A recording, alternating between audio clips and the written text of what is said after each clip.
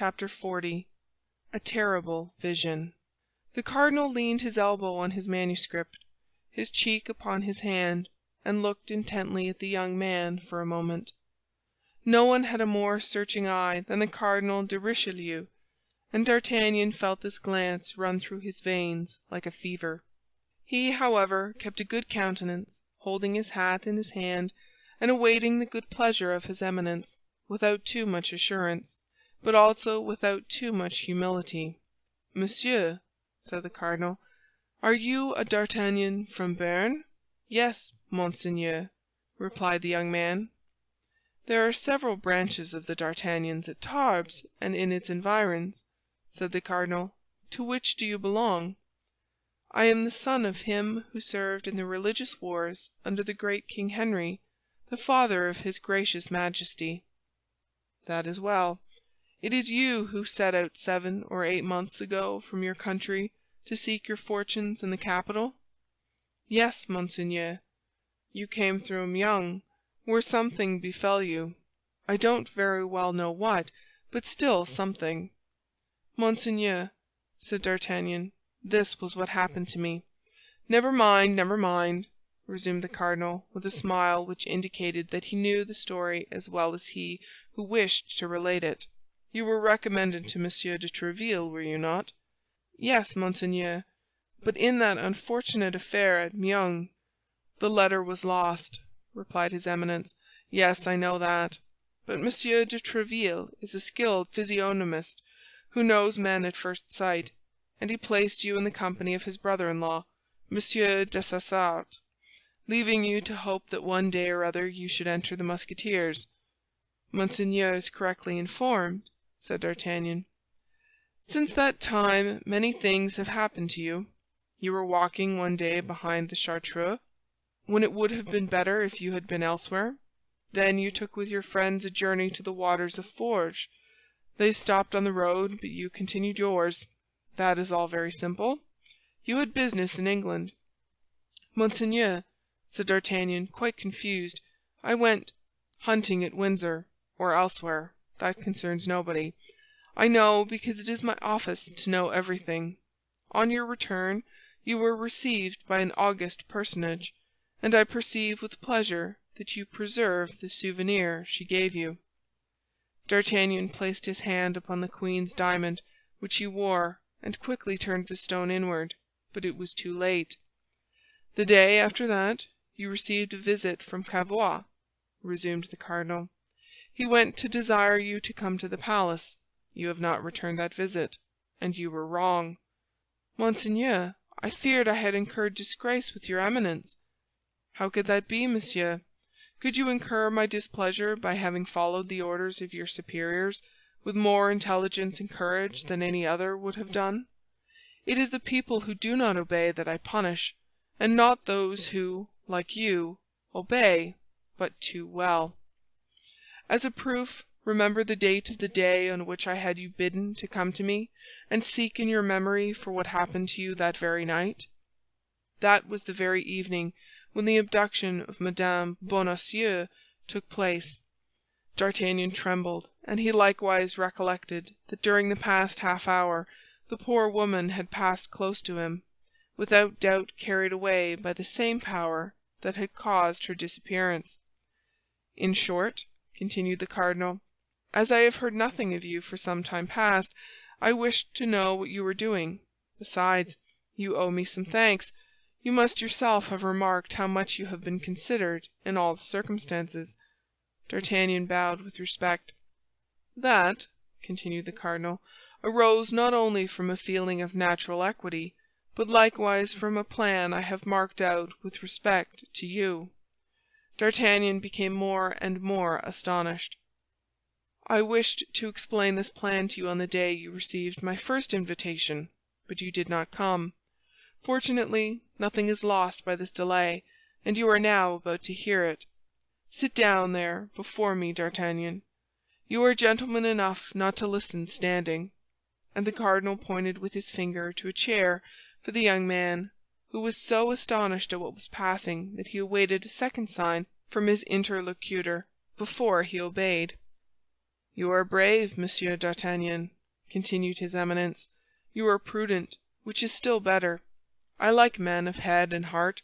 Don't be afraid," said he, smiling. "By men of heart I mean men of courage. But young as you are, and scarcely entering into the world, you have powerful enemies. If you do not take great heed, they will destroy you." "Alas, Monseigneur," replied the young man, "very easily, no doubt, for they are strong and well supported, while I am alone." "Yes, that's true; but alone as you are, you have done much already, and will do still more, I don't doubt. Yet you have need, I believe, to be guided in the adventurous career you have undertaken, for, if I mistake not, you came to Paris with the ambitious idea of making your fortune." "I am at the age of extravagant hopes, Monseigneur," said D'Artagnan. "There are no extravagant hopes but for fools, monsieur, and you are a man of understanding. Now, what would you say to an ensign's commission in my Guards, and a company after the campaign?" "Ah, monseigneur, you accept it, do you not?" "Monseigneur," replied D'Artagnan, with an embarrassed air. "How? You refuse?" cried the cardinal, with astonishment. "I am in his Majesty's Guards, monseigneur, and I have no reason to be dissatisfied." "But it appears to me that my Guards, mine, are also his Majesty's Guards, and whoever serves in a French corps serves the king." "Monseigneur, your Eminence has ill understood my words." "You want a pretext, do you not? I comprehend. Well, you have this excuse: advancement, the opening campaign, the opportunity which I offer you. So much for the world. As regards yourself, the need of protection, for it is fit you should know, Monsieur d'Artagnan, that I have received heavy and serious complaints against you. You do not consecrate your days and nights wholly to the king's service." D'Artagnan colored.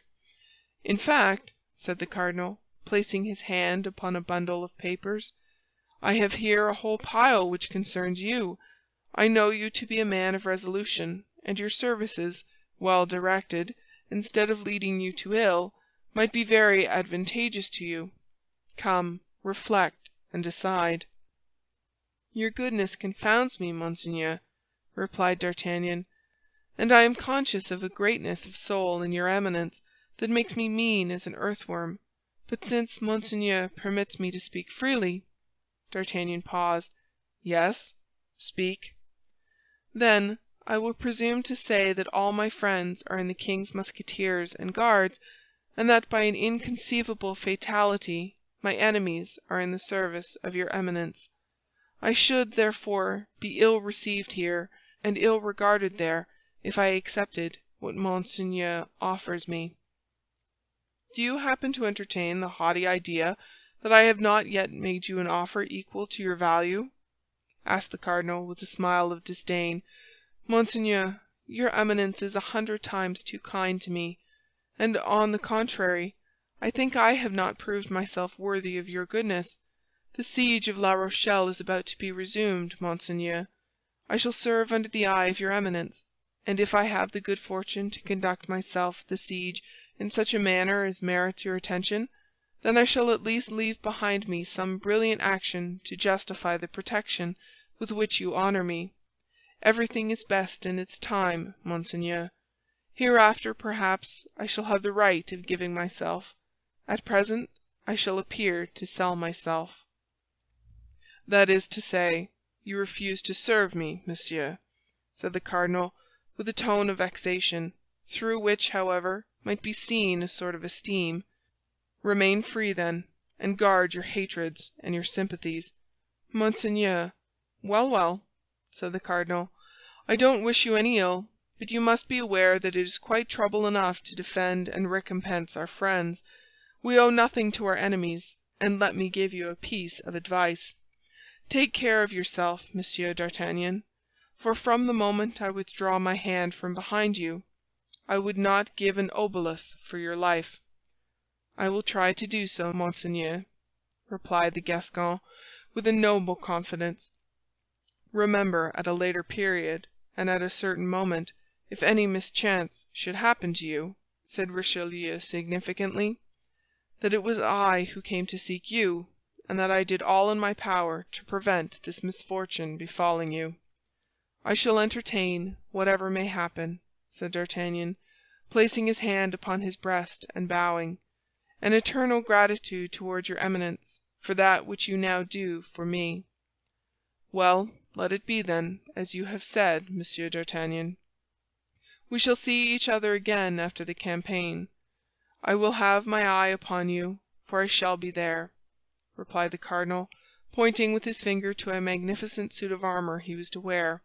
"And on our return, well, we will settle our account." "Young man," said Richelieu, "if I shall be able to say to you at another time what I have said to you today, I promise you to do so." This last expression of Richelieu's conveyed a terrible doubt. It alarmed D'Artagnan more than a menace would have done, for it was a warning. The cardinal, then, was seeking to preserve him from some misfortune which threatened him. He opened his mouth to reply, but with a haughty gesture the cardinal dismissed him. D'Artagnan went out, but at the door his heart almost failed him, and he felt inclined to return. Then the noble and severe countenance of Athos crossed his mind. If he made the compact with the cardinal which he required, Athos would no more give him his hand, Athos would renounce him. It was this fear that restrained him, so powerful is the influence of a truly great character on all that surrounds it. D'Artagnan descended by the staircase at which he had entered, and found Athos and the four Musketeers waiting his appearance, and beginning to grow uneasy. With a word D'Artagnan reassured them, and Planchet ran to inform the other sentinels that it was useless to keep guard longer, as his master had come out safe from the Palais Cardinal. Returned home with Athos, Aramis, and Porthos, inquired eagerly the cause of the strange interview. But D'Artagnan confined himself to telling them that M. de Richelieu had sent for him to propose to him to enter into his Guards with the rank of ensign, and that he had refused. "And you were right!"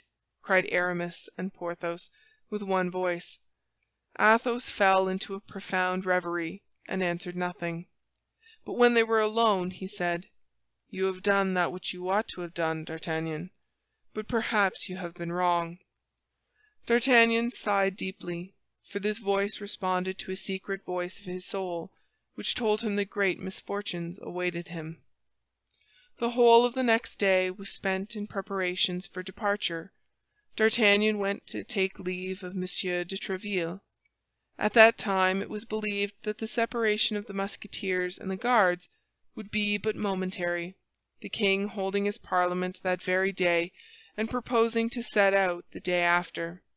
M. de Tréville contented himself with asking D'Artagnan if he could do anything for him, but D'Artagnan answered that he was supplied with all he wanted. That night brought together all those comrades of the Guards of M. Dessessart and the company of the Musketeers of M. de Tréville who had been accustomed to associate together. They were parting to meet again when it pleased God, and if it pleased God. That night, then, was somewhat riotous, as may be imagined. In such cases extreme preoccupation is only to be combated by extreme carelessness. At the first sound of the morning trumpet the friends separated, the Musketeers hastening to the hôtel of M. de Tréville, the Guards to that of M. Dessessart. Each of the captains then led his company to the Louvre, where the king held his review. The king was dull and appeared ill, which detracted a little from his usual lofty bearing. In fact, the evening before, a fever had seized him in the midst of the Parliament, while he was holding his bed of justice. He had, not the less, decided upon setting out that same evening, and in spite of the remonstrances that had been offered to him, he persisted in having the review, hoping by setting it at defiance to conquer the disease which began to lay hold upon him. The review over, the Guards set forward alone on their march, the Musketeers waiting for the king, which allowed Porthos time to go and take a turn in his superb equipment in the Rue aux Ours. The procurator's wife saw him pass in his new uniform and on his fine horse. She loved Porthos too dearly to allow him to part thus. She made him a sign to dismount and come to her. Porthos was magnificent. His spurs jingled, his cuirass glittered, his sword knocked proudly against his ample limbs. This time the clerks evinced no inclination to laugh. Such a real ear-clipper did Porthos appear. The Musketeer was introduced to Monsieur Coquenard, whose little gray eyes sparkled with anger at seeing his cousin all blazing new. Nevertheless, one thing afforded him inward consolation. It was expected by everybody that the campaign would be a severe one. He whispered a hope to himself that this beloved relative might be killed in the field. Porthos paid his compliments to Monsieur Coquenard and bade him farewell. Monsieur Coquenard wished him all sorts of prosperities. As to Madame Coquenard, she could not restrain her tears, but no evil impressions were taken from her grief, as she was known to be very much attached to her relatives, about whom she was constantly having serious disputes with her husband. But the real adieux were made in Madame Coquenard's chamber. They were heart-rending. As long as the procurator's wife could follow him with her eyes, she waved her handkerchief to him, leaning so far out of the window as to lead people to believe she wished to precipitate herself. Porthos received all these attentions like a man accustomed to such demonstrations. Only on turning the corner of the street, he lifted his hat gracefully and waved it to her as a sign of adieu. On his part, Aramis wrote a long letter. To whom? Nobody knew. Kitty, who was set out that evening for Tours, was waiting in the next chamber. Athos sipped the last bottle of his Spanish wine. In the meantime, D'Artagnan was defiling with his company. Arriving at the Faubourg Saint-Antoine, he turned round to look gaily at the Bastille. But as it was the Bastille alone he looked at, he did not observe Milady, who, mounted upon a light chestnut horse, designated him with her finger to two ill-looking men, who came close up to the ranks to take notice of him. To a look of interrogation which they made, Milady replied by a sign that it was he. Then, certain that there could be no mistake in the execution of her orders, she started her horse and disappeared. The two men followed the company, and on leaving the Faubourg Saint-Antoine, mounted two horses properly equipped, which a servant without livery had waiting for them.